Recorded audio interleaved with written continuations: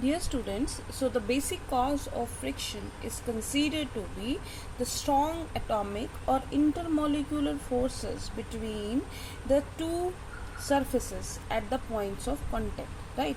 Suppose this is a surface and this is the surface, this is a body which is moving over the another surface, right?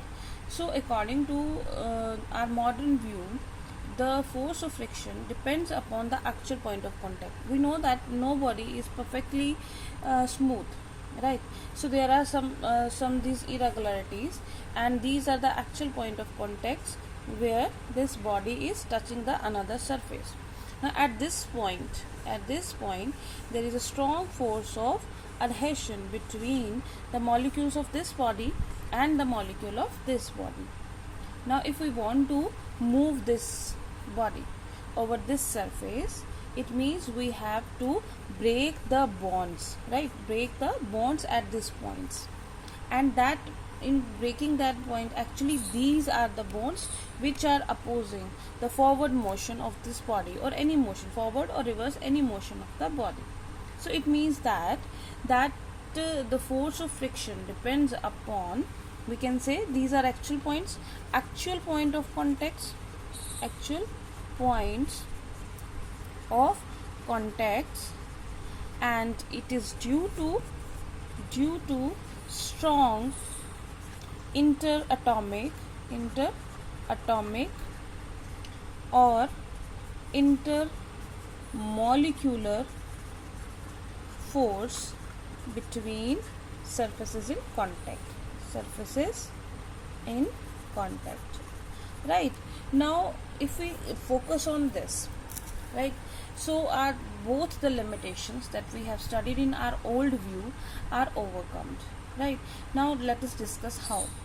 Since it depends upon actual point of contact, now weight of this body is equal to the force which is being acted over the surface, right? Now if area of contact is lesser, if we follow that this is the apparent area of contact, we can see that actual area of contact is much less than apparent area of contact. So area of contact is less, pressure will be more. Since force is same, area of contact is less, so pressure will be more. Since pressure is more, so more force is needed to move the body, which causes the friction, right? So it actually depends upon, our first limitation was that it does not depend upon area of contact, but it depends upon actual point of contact.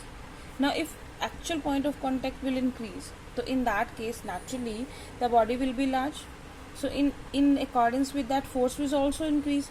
Since area increases, so force will also increase, so pressure will remain unaffected, right? So we can say that pressure, we can say that force of friction, since pressure remain unaffected, so we don't have any need to push that body to oppose that motion of the body to more extent, right? So in that case friction will remain same. Second point of our second limitation was that for extra smooth surfaces the friction increases, right? Now for extra smooth surfaces we can see that, this is one surface and there is another surface. So naturally for the, this is first and this is second, for the extra smooth surfaces the actual point of contact will also increases.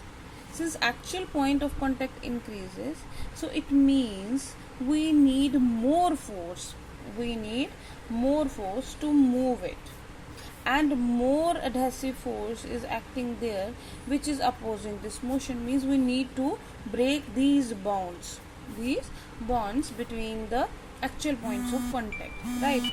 So we can say that if the bodies are extra smooth, in that case more is the frictional force existing there which will oppose the motion of the body. So this is all about the concept of cause of friction. So from this we come to know that not only roughness, if we talk about roughness is not actually the reason of the frictional force, but there is an intermolecular or interatomic forces which is the basic cause of friction, right? And now we will discuss about the static friction, limiting friction and kinetic friction in our next video. We have already discussed in our previous classes about these topics. Now we will discuss in detail.